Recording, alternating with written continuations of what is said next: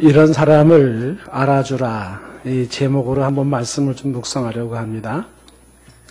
사람들은 누구나 다 인정받고 싶어 하는 모습이 있습니다.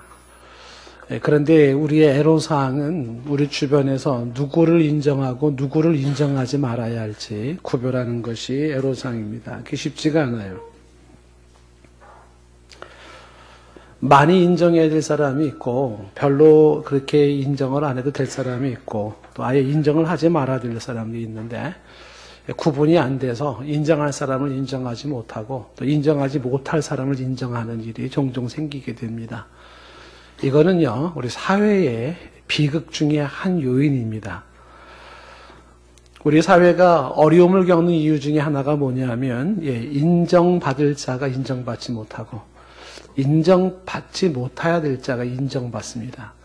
정작 주목을 받아야 될 사람은 주목받지 못하고 주목받지 말아야 될 사람이 주목받게 될 때에 그 사회의 애로사항이 됩니다. 공동체의 후퇴 현상이 나타나는 거죠. 하나의 공동체가 제대로 가려고 그러면 알아주어야 할 사람을 알아주고 알아줘서 알아줄 필요가 없는 사람을 굳이 알아줄 필요는 없어요. 이제 이런 이야기들을 교회에서 얘기한다 그러면 그것은 마치 사람을 차별하는 것 같이 느껴질 수도 있고 그런 식으로 얘기하는 것은 굉장히 비신앙적이고 인본주의적인 것으로 평가되기가 쉬울 것입니다. 교회 내에서도 알아줄 사람을 알아줘야 된다. 알아줄 만한 사람이 아니면 굳이 알아줄 필요가 없다. 이렇게 얘기하면 그게 얼마나 인간적인 생각이냐 이렇게 평가할지 모르겠습니다. 혹은 그런 생각은 세상적인 방법이고 또 얄팍한 어떤 계산이라고 판단을 할지 모르겠습니다. 오히려 사람을 그렇게 구분하거나 분류하거나 평가하지 않을 때 그때 오히려 영적이고 신앙적이고 신본주의적이고 또 신앙적이라고 생각할지 모르겠어요. 근데 이거는 사람 차별의 문제가 아닙니다. 어떤 인권의 문제가 아니에요. 모든 사람은 기본적으로 기본의 인권을 가지고 있고 존중받아야 되지만 그러나 하나의 공동체에서 누가 과연 중심이 돼야 되고 누가 주목이 돼야 되고 누가 인정이 돼야 될 거냐라고 하는 것은 그 공동체의 사화를 결정하는 중요한 문제가 됩니다. 중요한 문제가 돼요. 예수님께서 일찍이 이런 말씀을 하셨죠. 마태복음 10장 16절 말씀에 보시면 보라 내가 너희를 보내는 것이 양을 이리 가운데로 보내는 것 같아서 그러므로 너희는 뱀같이 지혜롭고 비둘기같이 순결하라는 이야기를 합니다. 성도들을 세상에 보내는데 그걸 비유적으로 말하면 양을 이리 가운데로 보내는 것 같아요. 이 양이 이리 속에 들어가면 어떻게 될까요? 그 양은요, 보기 좋게 찢어지고 잡혀먹기 십상일 것입니다. 그와 같은 모습으로 우리가 이 세상을 살아갈 때 세상은 이리와 같은 수많은 공격자, 그리고 파괴자, 그리고 인정사정 보지 않고 죽이는 자들이 있는데 그들 가운데 싸울 줄도 모르고 순박하게 짝이 없는 양 한 마리가 가고 있는 거죠. 그런 양 한 마리가 그 이리때 소굴 속에서 빛을 발하고 소금의 역할을 감당해야 될 사명이 있어요. 근데 이게 어떻게 가능하겠는가? 예수님께서 하시는 말이 뭐냐 하면 뱀같이 지혜롭고 비둘기같이 순결함으로 대안을 주신 겁니다. 여기서 뱀과 비둘기를 굳이 설명할 필요는 없어요. 포인트는 뭐냐면 지혜로워야 하고 순결해야 한다는 겁니다. 이것이 승부수라고 주께서 말씀하시는 거죠. 이 말씀은 여러 번 제가 말씀을 좀 드린 바가 있습니다만은 우리가 지혜와 순결이라고 하는 이 두 가지를 인생의 날개로 가지지 아니하면 어떻게 될까요? 한번 생각을 해볼까요?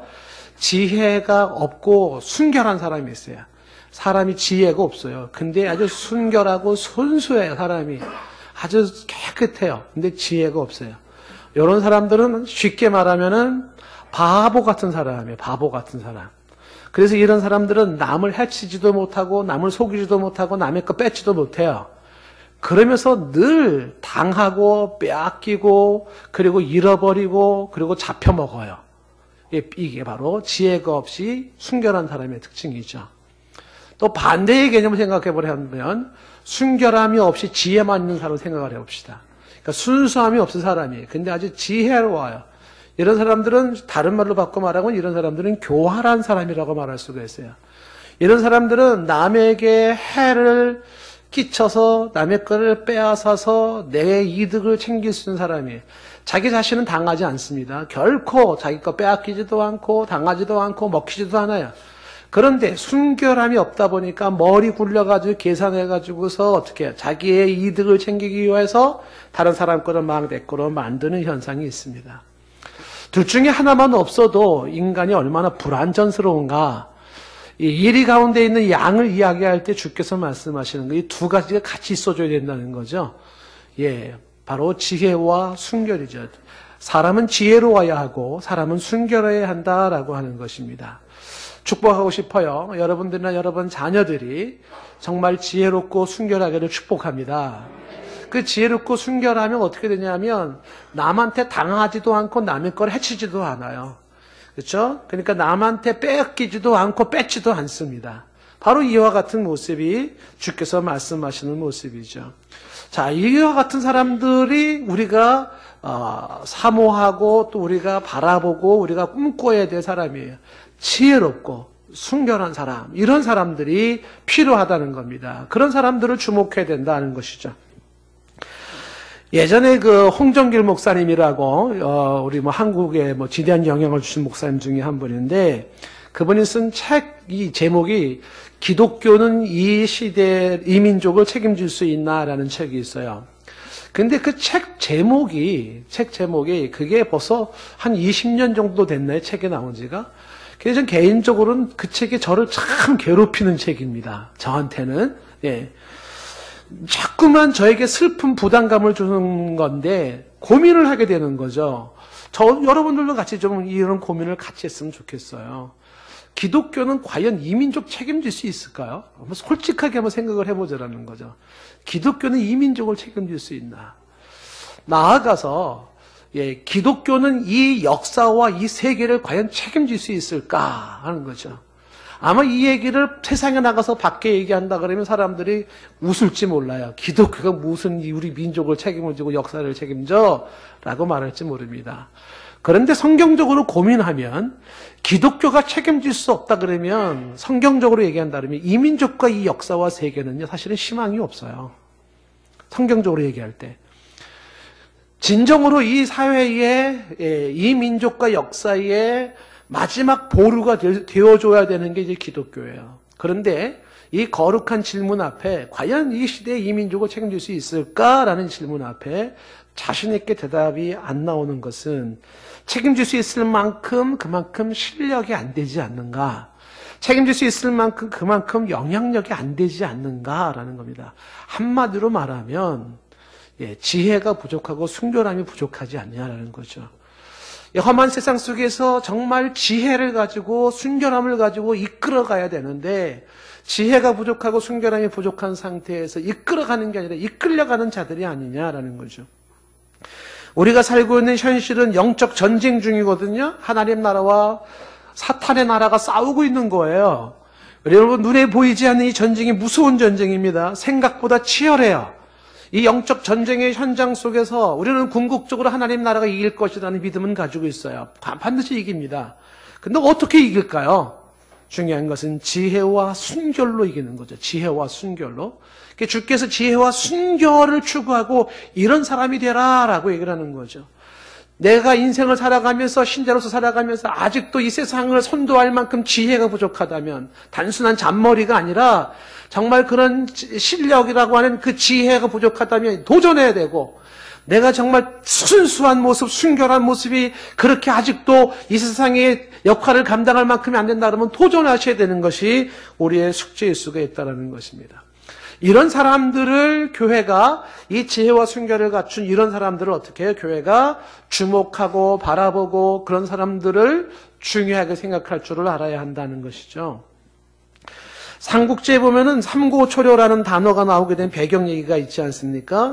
중국 삼국시대에 유비가 제갈량이라는 사람을 얻기 위해서 그 집을 3번이나 방문한 데서 비롯된 이야기입니다.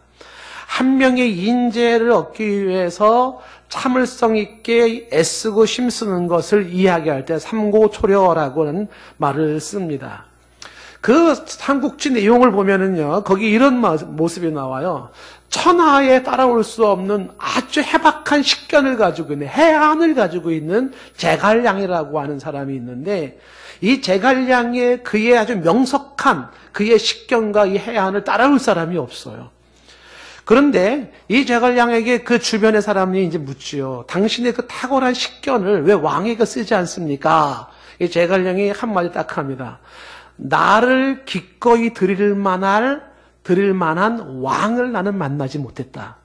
자기 자신을 드릴 수 있는 그 왕을 만나지 못했다는 거죠. 근데 그 제갈량의 그 됨됨이를 알아본 사람이 바로 유비였었어요. 덕장 유비. 그 유비가 이 제갈량을 자기의 참모로 쓰려고 그 집을 찾아갈 때마다 번번이 바람 맞아요. 그래도 불구하고 옆에 있는 뭐 장비, 관우가 승질을 내잖아요. 버릇없다고. 그렇지만 유비는 세 번째 찾아가가지고서 그 제갈량을 자기의 참모로 받아주는 거죠. 선비는 자기를 알아주는 자에게 목숨을 바친다는 말이 있지 않습니까? 자기를 알아주는 자에게는 목숨을 바치는 게 선비들의 특징이라는 얘기가 있어요.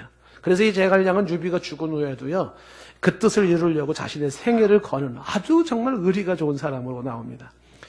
영웅이 인재를 알아보았고 인재가 영웅을 알아보는 경우이죠. 아니나 다를까 유비가 제갈량을 만난 이후부터 유비에게는 대승을 거두는 그런 엄청난 승리를 거두기 시작하며 세력을 확장시켜 나가는 것입니다.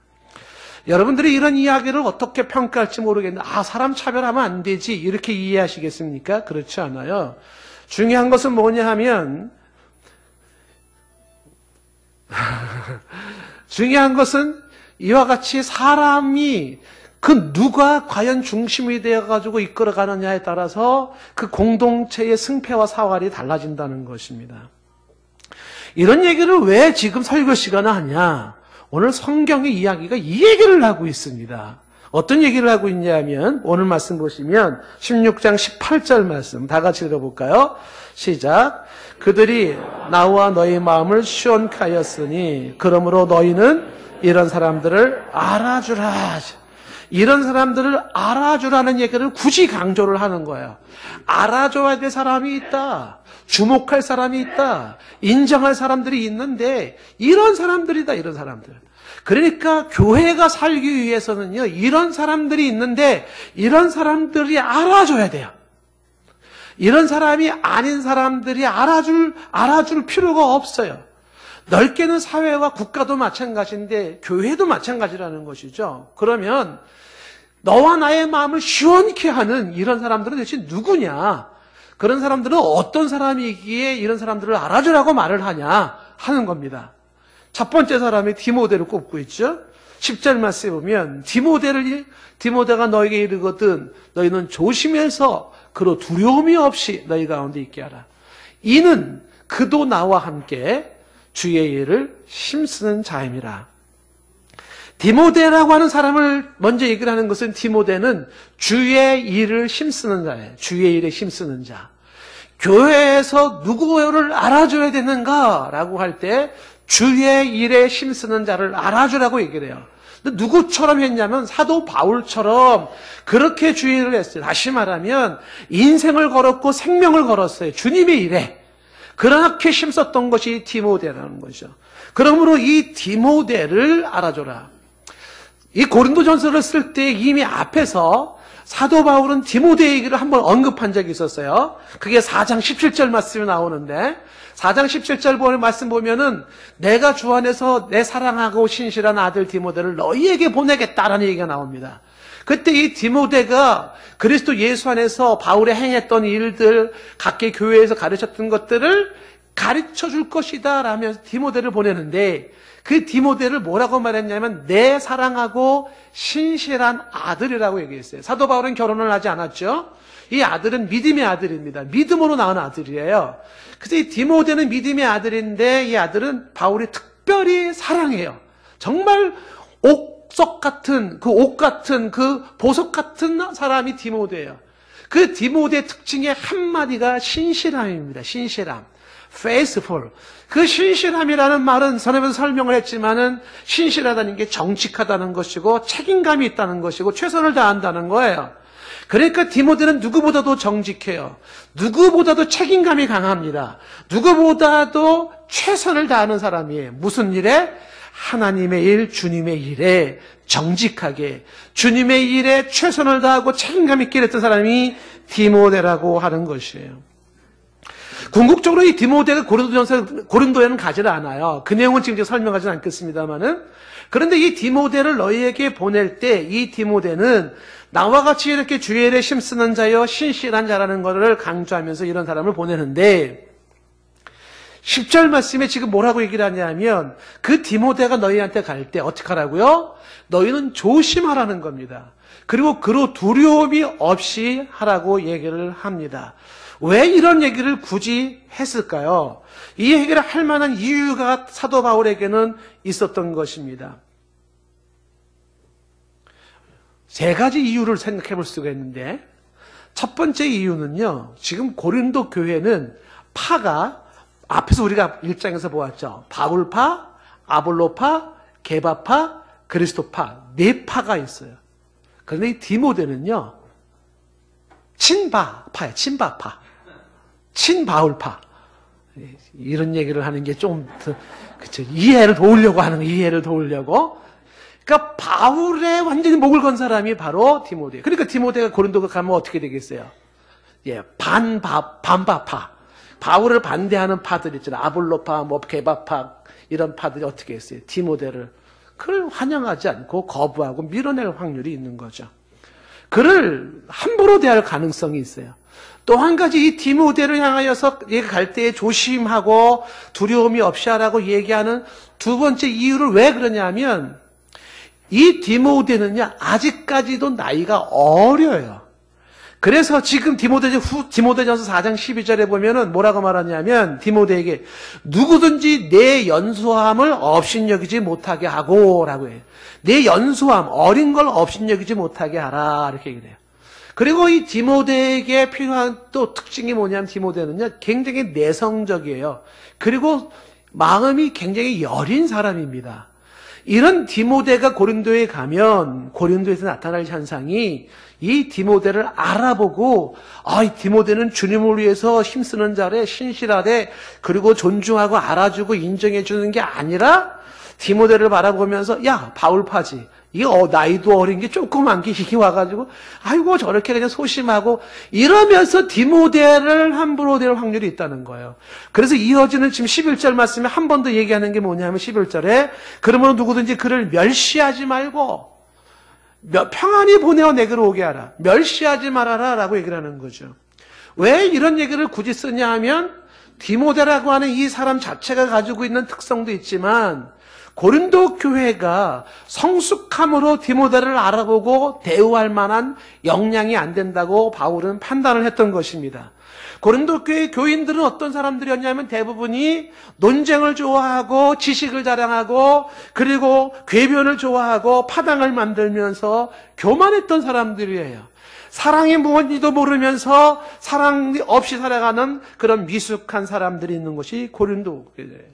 그 고린도 교회 사람들이 디모데가 가면 디모데를 충분히 얕보고 함부로 대할 수 있는 가능성이 컸다는 사실입니다. 고린도 교회에 정작 필요했던 것은 사람을 알아보는 거예요. 정말 인정할 자를 인정할 줄 아는 것이 고린도 교회에 필요한 것이죠. 이게 있어야지만 교회가 살아나요. 그러지 아니할 때 교회는 미래가 없는 거죠. 다시 말하면 고린도 교회 사람들은 한 사람이 가지고 있는 내면과 한 사람이 가지고 있는 신실함과 한 사람이 가지고 있는 주를 위한 충성의 가치를 보지 못하고 외면과 거칠애와 이런 것들의 중심으로 빠져가기 쉬운 게 고린도 교회 사람들입니다.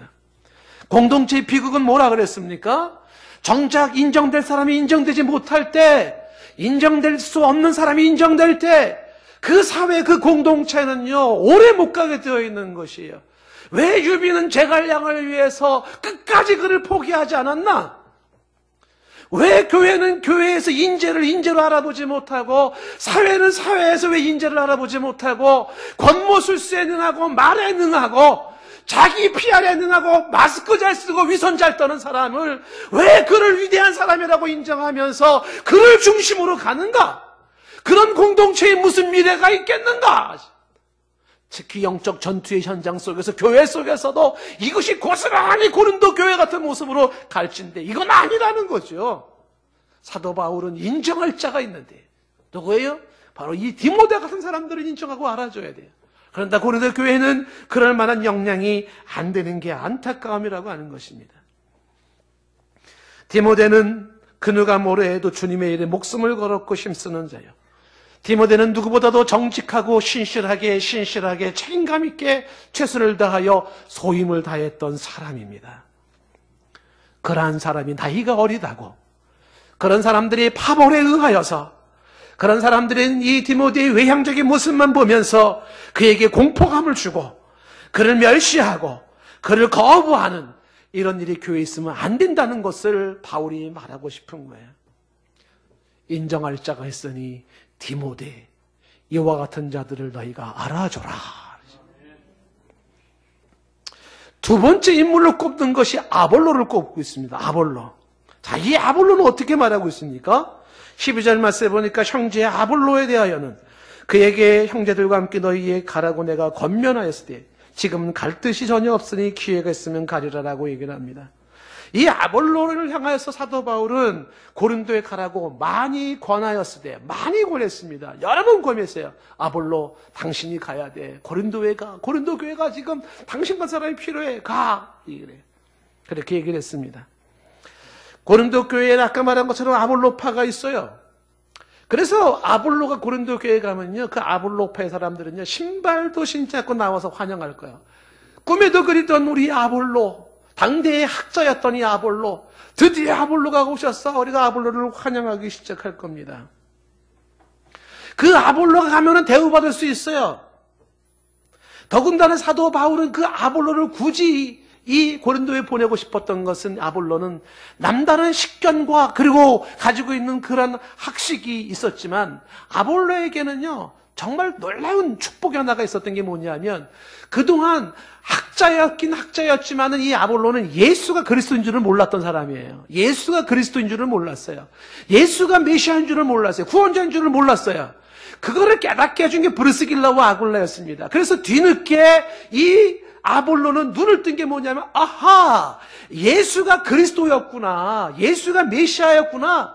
예수는 나의 그리스도, 나의 메시아, 나의 구세주고 고백했던 이 아볼로가 바로 사도 바울과 함께 팀웍을 이루며 사역을 하게 되는 거죠.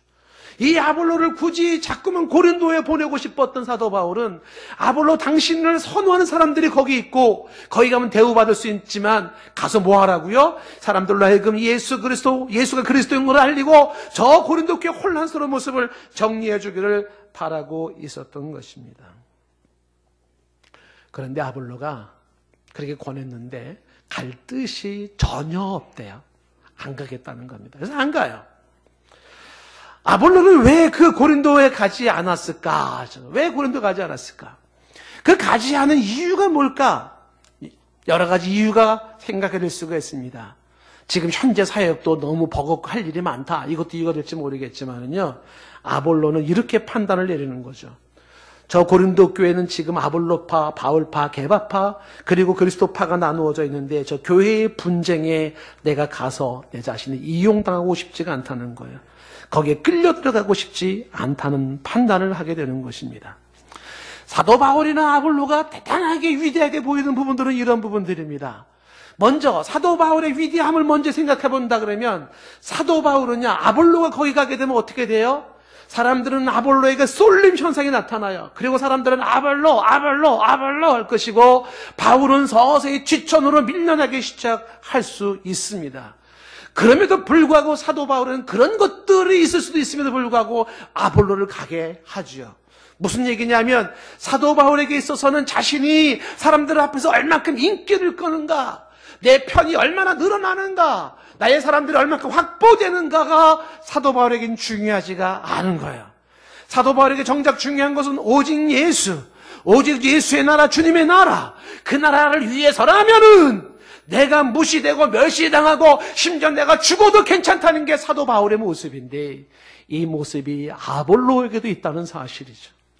아볼로가 굳이 거기를 가기를 원치 않았던 것은 가면은 인기 상승, 수많은 사람들이 쫓아올 수 있을 게 뻔합니다. 아볼로는 그게 싫었던 거죠. 그런데 그렇게 가서 자기 자신이 높임받고 주목되고 자기 자신이 자랑되어지는 게 싫었던 것이죠. 왜요? 오직 필요한 것은 예수고, 오직 하나님의 영광이 필요하고, 오직 예수 그리스도의 십자가의 보혈에 집중해야 하고, 오직 주님의 나라에 집중해야 되는데, 사람인 자기에게 집중하고 자기 편이 되어지고 자기에게 몰려드는 사람은 옳지 않다는 생각을 가진 거예요. 바울의 위대함처럼 아볼로의 위대함은 거기에 있는 거죠. 가면 틀림없이 인간적으로 대우받으며 위대한 평가를 받고 박수받을 수 있음에도 불구하고 오히려 그것을 싫어해요. 주님의 나라를 위하여, 하나님의 영광을 위하여 이런 판단력과 이런 인격과 이런 겸손을 갖춘 아볼로 같은 사람, 이런 사람을 교회가 알아줘라.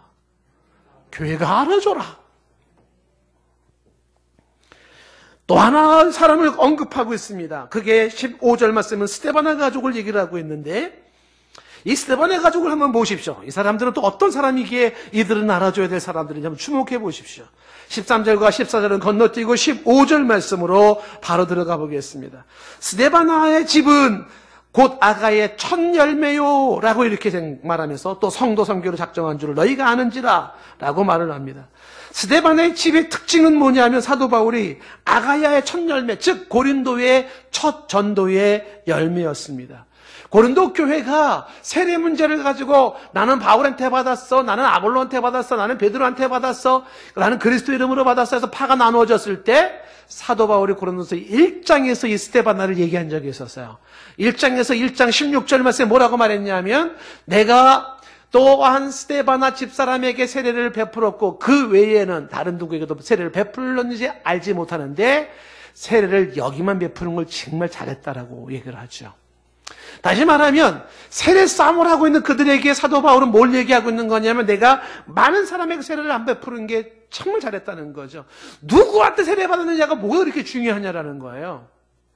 그러면서 이 스데바나가 사도 바울에 의해서 어떻게 해요? 전도되어져서 그리고 구원받은 스데바나를 얘기하는데, 여기 지금 읽은 1장 16절 말씀에서도 뭐라고 말하냐면 스데바나의 집, 이렇게 얘기해요. 스데바나의 집.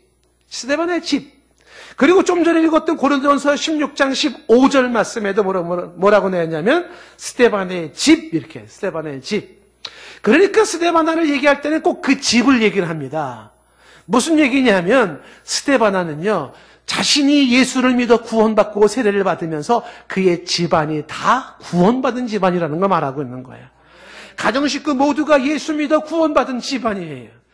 여러분, 이것이 사도행전 16장 31절 말씀에 말한 그 말의 성취 아니겠습니까? 주 예수를 믿으라, 그리하면 너와 내 집이 구원을 받으리라. 한 사람으로 말미암아 집안이 구원을 받았다는 사실이에요. 이거는요, 엄청나게 큰 기쁨이 아닐 수가 없어요. 왜 그러냐 하면, 한 사람이 전도되어져 가지고 구원받는 거 있잖아요. 정확하게 해산의 수고예요. 한 아기를 낳는 수고로움이 있습니다. 그게 쉬운 게 아니에요. 어제 잠시 집사람이 그런 얘기를 하는 걸 들었는데, 학교 선배가 글을 하나 올렸나 봐요. 어느 모임에다가. 엄마를 위해서 30년 기도했는데 엄마가 30년 만에 예수님을 영접했다는 거예요. 그 딸이 감동을 한 거죠. 그리고서 그거를 올려서 나누는 겁니다. 그 엄마가 30년 만에 예수를 영접하게 된 것도 참 희한한 게, 엄마가 병원에 입원하고 있는데 병원 전도하는 어느 한 분이 맨날 다른 병원을 가서 전도했는데 그날따라 이 병원에 가서 전도하고 싶었던 그런 일이 있었대. 그래서 이 병원에 가가지고 그 선배의 엄마를 만난 거예요. 그 엄마 만나가 선배 엄마를 만나서 자신의 삶을 간증을 이야기하고, 그리고서 예수님을 소개했더니 예수님을 받아들이겠다는 거예요. 그 영접 기도도 했대요. 딸이 그토록 전도해도 효과가 없었는데 그 어머니가 30년 만에 한 사람으로 말미암아 결정적으로 예수 그리스도를 영접하여 구원받은 사실이 너무 좋아가지고 사람들 앞에 그 인터넷에 올려서 내 어머니가 30년 만에 기도 응답으로 구원받고 예수님 영접했다고 얘기를 하더라는 거죠. 여러분, 한 사람이 구원받기 위해서 눈물을 흘리고 부르짖어 기도해 본 사람은요, 한 사람이 구원받는 게 이게 얼마나 어렵고, 그리고 이게 얼마나 귀한 건지 몰라요. 정말 정말 소중한 천하를 얻은 기쁨이 있는 거죠. 그게 한 사람 한 영혼이 죽기로 돌아오는 거예요. 이것이 스데반의 집안은 스데반의 한 사람이 아니에요. 바울은 스데반을 통하여서 구원을 얻은 것도 그 결실도 너무 놀라운데 그 집안 전체가 다 구원을 받았으니 이게 얼마나 큰 축복입니까? 예? 정말 물속에 죽어가고 있는, 바다에 빠져 죽어가고 있는 사람들을 그냥 사투를 벌여서 한 생명 한 생명 건지는 것 같은 게 영혼 구원하는 일인데, 그렇게 영혼을 구원해서 한 사람 두 사람 살려낼 때에 그게 얼마나 큰 기쁨인지 모르는 거예요. 그런데 이 스데반의 사람들은, 더욱더 이 사람들은 교회가 기억해야 될 이유가 있어요. 그게 뭐냐면 오늘 15절 말씀에 스데바나의 집은, 즉 스데바나와 그 집 식구들은 다 구원을 얻었지만 이 식구들 전체가, 식구가 몇 명인지 모르겠지만 식구들 전체가 결단을 했어요. 무슨 결단? 성도 섬기기로 작정했어요. 이 성도를 섬기기로 작정했다는 것은 성도를 섬기려고 헌신을 각오했다는 겁니다. 그들의 식구들 모두가 마음속에 다짐을 했어요. 엄마, 아빠, 자식들이 함께 다짐을 했어요. 야, 우리 남은 생에는 성도 섬기는 일을 하자. 성도를 섬기자. 이 성도를 섬기는 일에 헌신하자. 이렇게 결단을 했다는 것입니다. 왜 이것이 그래도 위대하고 왜 이것이 그렇게 주목이 돼야 되냐 하면은 말이죠. 내 남은 생애를 성도를 섬기는 데 헌신하겠다고 결단한 신자들이 많지 않아요. 쉬운 일이 아니기 때문에 그래요. 진정으로 주님을 섬기는 방식은 성도를 섬기는 거예요. 그게 주님을 섬기는 것이에요. 예수의 이름으로 지극히 작은 자 하나에게 한 것이 곧 예수님께 한 것입니다. 최근에 보네포의 책을 제가 읽으면서 나를 따르라라고 하는 그 책을 읽으면서 이 보네포가 얘기하는 내용이 참 굉장히 신선하게 가슴을 팍팍 때리는 것들이 있었어요. 역시 정말 대단한 그 성경을 보는 눈이 대단했구나라는 생각을 갖게 되는데, 그 보네포의 책 나를 따르라라고 하는 그 책에 보면은요, 이 보네포는 아시다시피 39살에 히틀러 정권에 의해 가지고 교수형 당한 사람이에요. 39살밖에 살지 않았던 사람이지만은요, 현대 신화학계에 지대한 영향을 주었던 학자입니다. 보네포가. 이 사람이 쓴 책 중에 거기 은밀한 의라고 하는 타이틀로다가 그가 얘기를 하는데 이렇게 얘기를 하는 거죠. 정리해서 간단하게 얘기하면 이런 거예요. 예수를 진짜 믿는 사람이라면 예수를 따라간다는 거예요. 예수를 믿는 사람들은 예수를 따라가는 사람이고 예수를 따라가지 않는 사람은 예수를 진정 믿는다고 말할 수 없다는 거예요. 그럼 예수를 따른다라는 게 뭐냐? 한마디로 예수 그리스도의 말씀에 순종하는 거라는 겁니다. 그런데 예수 그리스도의 말씀에 순종하는 게 쉽지가 않다는 거죠. 이유인즉슨 그 예수 그리스도의 말씀에 순종하기 위해서는 나를 부인해야 되고 내 본능을 부인해야 되고 내 생각을 버려야 되고 내게 준 십자가를 지는 고난의 길을 걸어가야 된다는 거예요. 그런데 진정 예수를 믿는 사람은 주님을 따르려고 하는 결단이 있고 주님을 따라가기 때문에 그 뜻에 순종하기 위하여서 기꺼이 고난을 선택한다는 겁니다. 고난을 선택하면서 내가 누릴 수 있고 내가 가질 수 있는 특권을 거부하면서 그래서 내가 그의 말씀에 순종하며 나아가는 이러한 사람들이 진정 예수 그리스도를 믿는 사람인데, 이렇게 주님의 말씀에 순종하는 사람들, 자신이 고난을 당하면서 자신이 불이익을 당하면서 자신이 하고 싶은 것들을 접으면서 주의 말씀에 순종하며 따라가는 진정한 제자의 삶을 살아가는 그 사람의 삶의 모습 속에 주변의 빛으로 소금으로 영향력이 나타나기 시작하면서 사람들을 진정으로 사랑하기 시작하면서 사람들을 진정으로 섬기면서 암울하고 썩어져가는 이 세상에 희망이 그들에게서 나타나기 시작한다는 거예요. 근데 이 보네포가 이렇게 얘기를 하죠. 그런데 정작 본인은 자신으로 인하여서 썩어져가는 세상에 막아지고 부패한 세상에 막아지고 어두운 세상에 밝아지고 그 자신의 모습 속에서 수많은 사람이 이득을 찾음에도 불구하고 본인은 모른다는 거예요. 사람들이 와가지고 당신의 그 선행이, 당신의 그 사랑이, 당신의 그 섬김이 우리를 이렇게 풍요롭게 했고 우리를 살렸습니다라고 말하면 그 당사자는 말하기를 제가 뭘 어땠다고요? 라고 말한다는 거예요. 왜? 이 사람은 오직 하나, 이 제자는 오직 하나, 주의 말씀에 순종했을 뿐이라는 거예요. 저 다른 거 몰라요. 저한테 뭐라고 얘기하지 마세요. 나는 오직 예수뿐이에요. 나는 예수의 말씀에 순종한 것밖에 없거든요. 주님이 시키는 대로 한 거거든요. 그렇게 하라 그래서 그렇게 했고, 이렇게 하지 말라서 안 했을 뿐이거든요. 자신이 행했던 모든 선행과 아름다움은 본인은 생각하지 않아요. 나는 단지 주의 말씀에 순종하여 주님의 뒤를 따라가는 제자일 뿐인 거예요. 근데 그의 의가, 숨겨진 의가 드러나기 시작하면서 사회를 살리고 세상을 살려나가는 선행이 되었다는 것이에요. 보네퍼는 이야기를 하죠.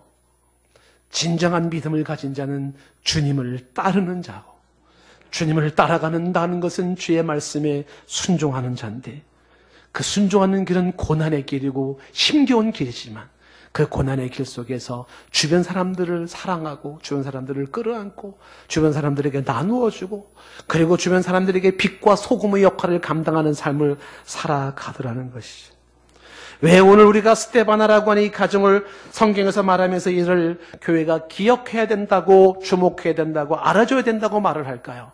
그것은요, 이게 진짜 신앙생활이기 때문에 그래요. 스데바나는 예수를 나의 주로 영접하여 세례를 받고, 그리고 그는 제자로서 주를 따라가기를 원했어요. 진정 주님의 말씀에 순종하기를 원했어요. 그게 뭐예요? 주변의 사람들을 섬기겠다는 겁니다. 누가 이런 결단을 하나요? 혹시 그런 사람 보셨나요? 주님에 따라가기 위해서 말씀에 순종하고 그의 그 한 모습으로 표현으로 평생의 주변의 사람들을 섬기겠다. 이렇게 살아가는 사람이 있을진데 그를 알아줘라. 그를 알아줘라. 스데바나의 이런 행동들이 그렇게 주목이 될 만한 그렇게 놀라운 것이 될 수밖에 없었던 것은 당시 고린도 교회의 형편을 생각해 본다면 스데바나는 정말로 감동적인 사람이 아닐 수가 없어요. 당시의 고린도 교회는 자기 자랑이 심했던 사람들이에요.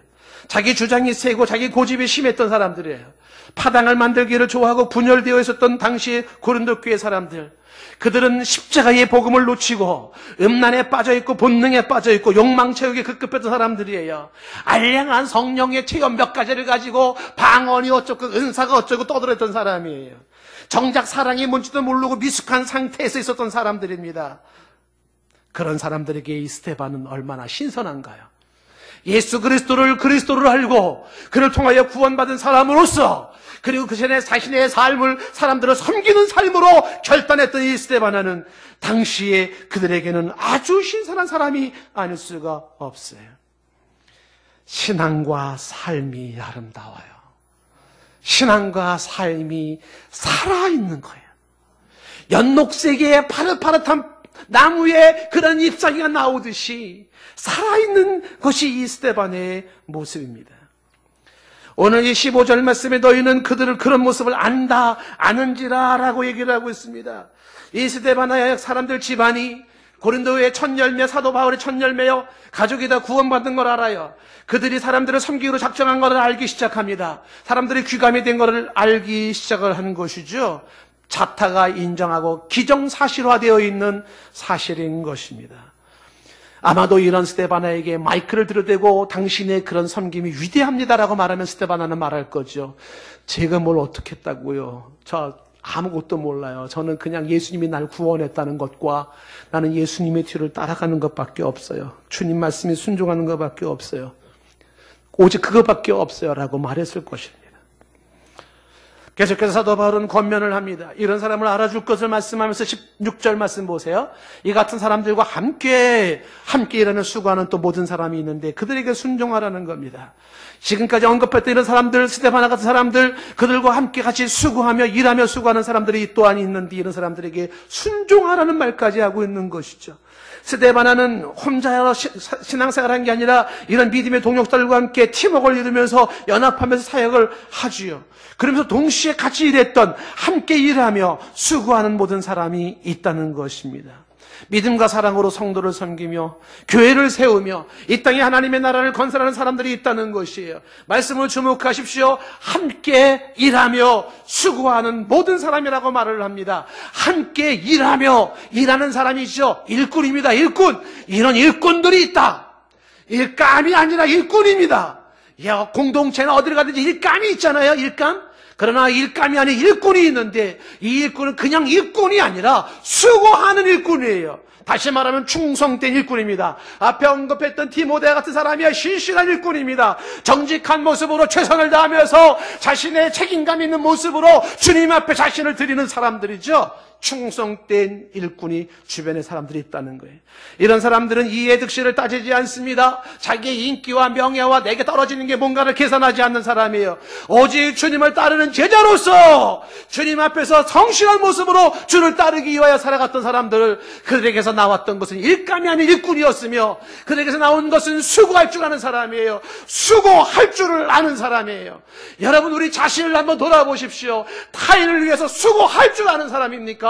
나는 얼마나 다른 사람을 위해서 수고할 줄 아는 사람인가를 한번 돌아보십시오. 그걸 지수로 따진다면 한 어느 정도 나올 수 있을까요? 진정 하나님께서 우리에게 요구하시는 것, 주님의 뒤를 따라간다는 것은 무엇인가? 그것은 지극히 작은 자 하나에게 한 것이 주를 위해 한 것일진데 타인을 위해서 아무런 이해득실을 따지지 아니하고 그리고 순수한 모습으로 내가 고난을 받으면서까지 다른 사람들을 섬길 수 있는, 다른 사람을 위해서 수고할 수 있는 게 얼마나 되는지 돌아볼 필요가 있어요. 몸부림치면서 고민해봐야 돼요. 나는 다른 사람을 위해서 수고하는 사람인가? 누군가를 위해서 난 기꺼이 수고할 수 있는 사람인가? 아주 많이 고민을 해야 되는 문제고 몸부림쳐야 돼요. 만약에 그렇지 아니하면 여전히 나는 나의 이기적인 모습만을 가지고 살아오는 사람이었었다면 아주 미숙하기 짝이 없는 사람이요 성숙한 신자로 가기엔 아직도 먼 사람일진데 반성하고 회개하고 결단하셔야 돼요.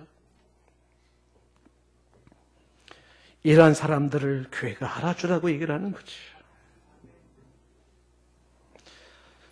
이런 사람들에게 교회가 순종하라고 16절에 말하고 있는데, 순종하라고 한 이야기는 바로 이런 사람들이 사회적 지위가 높아서 순종하라는 것도 아니고 개인적인 어떤 권세가 있어서 순종하라는 것도 아니고요, 교회에서 직책이 아주 높은 직책을 가지고 있으니까 순종하라는 뜻도 아닙니다. 이런 사람들에게 순종해야 되는 것은 오직 하나예요. 그들의 실천적 신앙, 사람들을 섬길 줄 아는 실천적 신앙의 사람이기에 이들을 볼 때 어떻게 해요?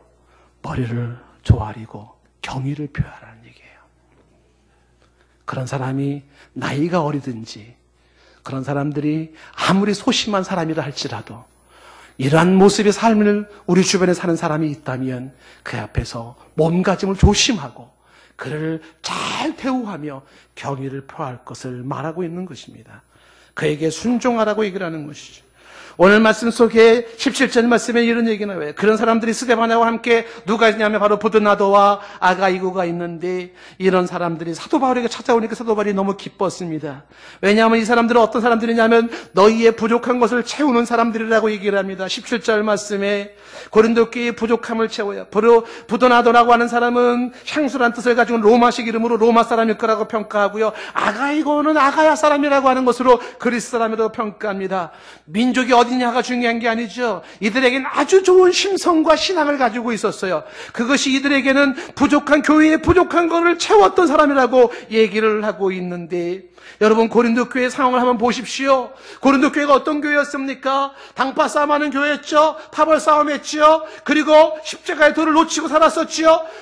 도덕적인 문제가 많은 교회였었죠. 음행의 문제, 성적 타락의 문제, 소송의 문제, 결혼의 문제, 독신, 이혼, 재혼의 문제, 우상 숭배의 문제, 우상 재물의 문제, 문화적 적응의 문제, 여기에다가 집회에 대한 문제, 여자의 머리에 수건을 쓰니 안 쓰니의 문제, 성령의 은사 문제, 사랑에 대한 문제, 여러 가지 부활의 문제까지 고린도 교회가 쫙 가지고 있는데, 그런 교회에 부족한 거를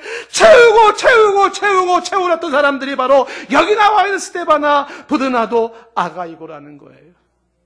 그나마 교회가 망하지 않고 그나마 교회가 쓰러지지 않는 것은 교회의 허점투성이, 구멍투성이, 문제투성이를 이 사람들이 달려가면서 그걸 메우고 채우면서 나아갔다는 거예요. 부족함을 채웠던 것은 얼마나 감동적인 모습입니까? 교회의 승패를 가르는 요소들, 이것들을 이 사람들이 그 부족한 것을 채웠어요. 그들을 채우면서 이 사람들은 아마 온몸은 만신창이가 됐을지 모르겠어요. 자기를 돌보지 못하면서까지 그랬을지도 모릅니다. 그러니 이런 사람들을 어떡하라? 그런 사람들을 알아주라는 겁니다. 여러분, 오늘 말씀 16절, 18절 말씀 다시 한번 읽어보십시오. 다 같이 한번 읽어볼까요? 시작. 그들이 나와 너희 마음을 시원하게 하였으니. 다시 한번 18절 말씀 시작.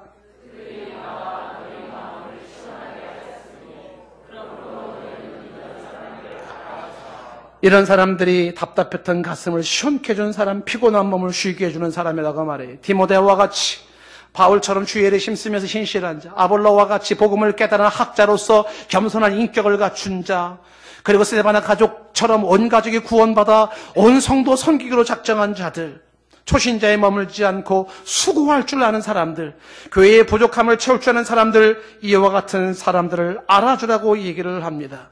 여러분이 알아주라는 이야기는 이 사람들을 무시하지 말아라, 이 사람의 수고를 헛되게 돌리지 말아라, 이런 뜻이기도 하지만은 신자들이 이런 신자가 되고자 그림을 그리고 나도 그런 사람 되고 싶어요, 나도 그런 사람처럼 성장하고 싶어요, 이런 거룩한 사모함과 거룩한 도전함을 가질 것을 말씀하고 있는 것입니다.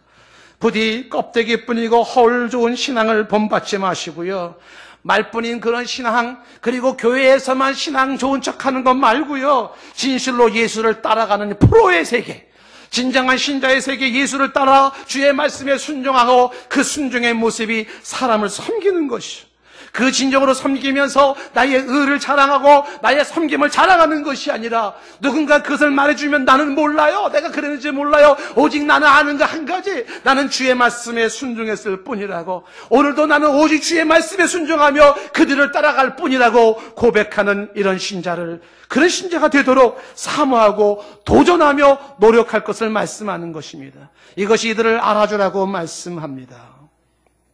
그들의 주님의 사역과 그리고 성도의 마음을, 아버지의 마음을 시원하게 해주는 사람입니다. 이런 사람들이 알아지기를 원합니다.